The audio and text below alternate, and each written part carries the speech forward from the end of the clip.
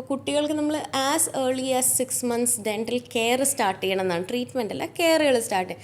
6 മാസത്തെ കുട്ടിക്ക് എല്ലാവർക്കും പല്ലുകളില്ല. എന്നാലും നമ്മൾ പറയണത് എന്തുകൊണ്ടാ വെച്ചാൽ നമ്മൾ മോണ റബ്ബ് ചെയ്ത് കൊടുക്കുന്നു പറയണം അല്ലേ? മോണ റബ്ബ് ചെയ്ത് കൊടുക്കുന്നതിൽ 2-3 കാര്യങ്ങളുണ്ട്. അതായത് നമ്മുടെ കുട്ടികൾ അധികം പാല് കുടിച്ച് ഉറങ്ങിപ്പോകുന്നവരാ.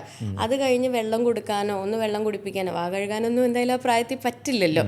അപ്പോൾ നമ്മൾ എന്താ ചെയ്യുക വെച്ചാൽ കയ്യിൽ കോട്ടൺ വെച്ചോ കോട്ടൺ ബഡ് യൂസ് ചെയ്തോ ജസ്റ്റ് വെള്ളത്തിൽ ഡിപ്പ് ചെയ്തിട്ട് മോണയൊന്ന് തുടച്ചു കൊടുക്കാൻ പറയും. 2 കാര്യമാണ്, പല്ല് വരുന്നതിൻ്റെ ഇറിറ്റേഷൻ ഉണ്ടെങ്കിൽ കുട്ടികൾക്ക് അത് ഭയങ്കര കംഫർട്ടബിളായിട്ട് ഫീൽ ചെയ്യും. കുറച്ച് നേരത്തിനെങ്കിലും അത് കംഫർട്ടബിളാവും.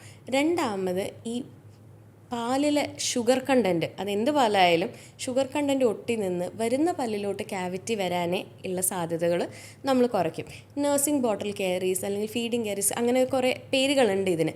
അപ്പോൾ നഴ്സിംഗ് ബോട്ടിൽ കെയറീസൊക്കെ നമ്മൾ കാണുമ്പോഴേക്കും കുഞ്ഞിനൊരു 3 വയസ്സ് 4 വയസ്സൊക്കെ അല്ലെങ്കിൽ 2 വയസ്സ് 3 വയസ്സ് ആ പ്രായത്തിൽ എല്ലാ പല്ലിലും വലിയ ക്യാവിറ്റി, കറുത്ത പല്ല്, ബ്രൗൺ പല്ല്.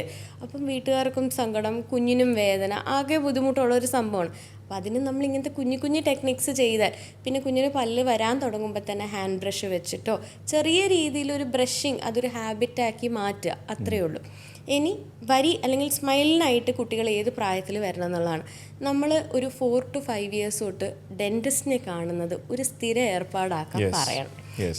അതായത് ഇവരുടെ ഈ പല്ല് പോയി തുടങ്ങുന്ന പാൽപ്പല്ല് പോയി തുടങ്ങുന്ന സമയം മുതൽ ടൂത്ത് വരുന്ന ഒരു ടൈമാണ് അത്. ഫസ്റ്റ് മോളർ അല്ലെങ്കിൽ ഫസ്റ്റ് അണപ്പല്ല് വരുന്ന ഒരു ടൈമാണ്. ആ ടൈം തൊട്ടിട്ട് തന്നെ നമ്മളിവരെ ഒരു പീഡോഡോണ്ടിസ്റ്റിൻ്റെ അടുത്ത് കാണാൻ പറയും. ഒരു കുഴപ്പമുണ്ടാവില്ല, എന്നാലും കൊടുന്ന് കാണിക്കുക. ഞങ്ങളുടെ കണ്ണിൽ കാണുന്നത് വ്യത്യാസമായിട്ടാണ്. ഒരു പീഡോഡോണ്ടിസ്റ്റിനെ കാണിക്കുമ്പോൾ എന്തെങ്കിലും ഉണ്ട് കാണും, ഒന്നുമില്ലേ, 6 മാസം 1 വർഷം കഴിഞ്ഞാൽ ഒന്നും കൂടെ കാണിക്കുക. പ്രിഫറബിളി 6 months തന്നെ കാണിക്കുക. കാരണം കുട്ടികൾ പെട്ടെന്ന് വളരും. അപ്പം നമുക്ക് എന്തെങ്കിലും മാറ്റം വന്നാൽ ഞങ്ങൾക്ക് പിടിക്കാൻ ഏറ്റവും നല്ലത് 6 months കറക്ഷൻ തന്നെയാണ്. അങ്ങനെ വരുമ്പോഴാണ് നമ്മൾ ഈ അഡിനോയിഡൈറ്റിസിൻ്റെ കേസസ് കുറേ കാണുന്നുണ്ട്. ഒരു 10 കുട്ടികൾ വരുന്നെങ്കിൽ 8 കുട്ടികൾക്കും ഒരു 4-5 വയസ്സ് പ്രായം തന്നെ അഡിനോയിഡൈറ്റിസ് എന്ന് പറഞ്ഞൊരു കാര്യം കാണുന്നുണ്ട്. നമ്മുടെ ടോൺസിൽസ്, ഈ തൊണ്ടയിൽ ടോൺസിൽസ് അഡിനോയിഡ്സ് എന്ന് പറഞ്ഞ 2 ഗ്രന്ഥികളുണ്ട്. ഇതിന് ഇൻഫെക്ഷൻ വന്ന് വീങ്ങുമ്പോൾ നമ്മുടെ ശ്വാസനാളങ്ങൾ ചുങ്ങിപ്പോവും. അപ്പോൾ കുട്ടികൾക്ക് ശ്വാസം കിട്ടാനൊരു ബുദ്ധിമുട്ടുള്ളതുകൊണ്ട് അവർ വായക്കൂടെ ശ്വാസം വലിക്കാനുള്ളൊരു പരിപാടി തുടങ്ങും. അപ്പം തന്നെ അവർ ഇടയ്ക്കിടയ്ക്ക് അവർക്ക് കോൾഡ്, പനി, ജലദോഷം, നമ്മൾ പൊതുവേ അതിന് അലർജി എന്നൊരു വാക്ക് പറഞ്ഞിട്ട് നമ്മൾ അതിനെ കാറ്റഗറൈസ് ചെയ്ത് വിടും.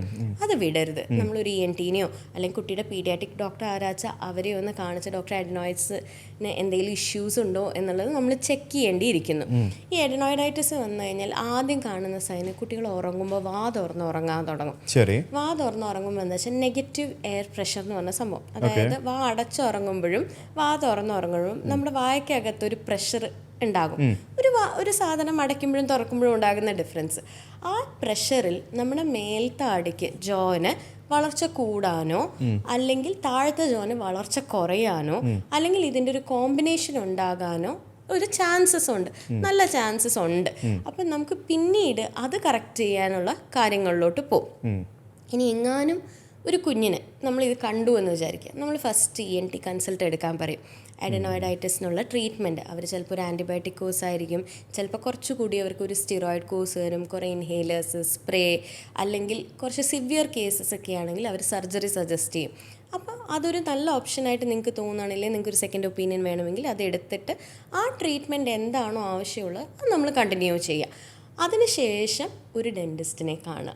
ഡോക്ടർ അഡിനോയിഡ്സിൻ്റെ പ്രശ്നം കഴിഞ്ഞു, കുഞ്ഞിന് ശ്വാസം കിട്ടുന്നുണ്ട്, അവിടെ ഡെൻറ്റിസ്റ്റിന് എന്താ ചെയ്യാനുള്ളത്? നമ്മൾ ഈ വായക്കൂടെ ശ്വാസം വലിക്കുന്നത് നിർത്തണം. ഇതെന്താ വെച്ചാൽ കുറേ കാലം കഴിയുമ്പോഴേക്കും ഹാബിച്വലായി പോവും, ഒരു ശീലമായി പോവും.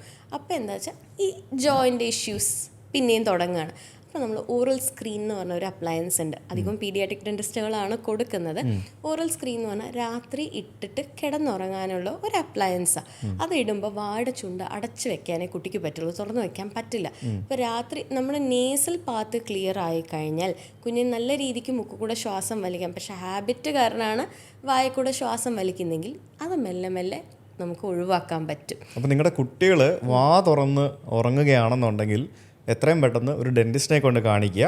ഡെന്റിസ്റ്റ് പറയുന്നത് അനുസരിച്ചിട്ട് ENT-നെ കാണിക്കുക. അതിനുള്ളൊരു സൊല്യൂഷൻ കിട്ടും. ഇത് ഫസ്റ്റ് സെറ്റ് ഓഫ് ട്രീറ്റ്മെന്റ് ആണ്. അപ്പൊ ഈ വാ തുറന്ന് ഉറങ്ങുന്നത് വഴി ഈ മേലത്തെ വളരാനും പല്ല് പൊങ്ങാനും സാധ്യതയുണ്ട്. പല്ല് പൊങ്ങുന്നതിലുപരി പല്ല് പൊങ്ങിയാൽ എനിക്ക് താഴ്ത്താൻ പറ്റും. മോണ പൊങ്ങിയാൽ നമ്മൾ എന്ത് ചെയ്യും? മോണ പൊങ്ങി ഒരു ഏജ് കിട്ടുകയാണെങ്കിൽ എനിക്ക് അത് അഡ്ജസ്റ്റ് ചെയ്ത് കൊടുക്കാൻ പറ്റും. പക്ഷെ ഒരു അഡൾട്ട് ആണ് മോണ പൊങ്ങി, എനിക്ക് കുറേ കേസസ് ഇപ്പൊ വരുന്നുണ്ട്. കുഞ്ഞുനാളിലൊന്നും ബോധറായിരുന്നില്ല ഡോക്ടറെ, എൻ്റെ പല്ല് നല്ല വരിയായിട്ടാവും ഇരിക്കുന്നുണ്ടാവും, പക്ഷെ ഞാൻ ചിരിക്കുമ്പോൾ മോണ കാണുന്നു അല്ലെങ്കിൽ മോണ പൊങ്ങുന്നു. അപ്പോഴേക്കും എൻ്റെ ഓപ്ഷൻസ് കുറഞ്ഞ് സർജനെ നേരത്തെ സുജിത്ത് പറഞ്ഞ പോലെ മുഖത്തിന്റെ ഷേപ്പ് മാറ്റേണ്ട ഒരു അവസ്ഥയിലോട്ട് നമ്മൾ പോകും.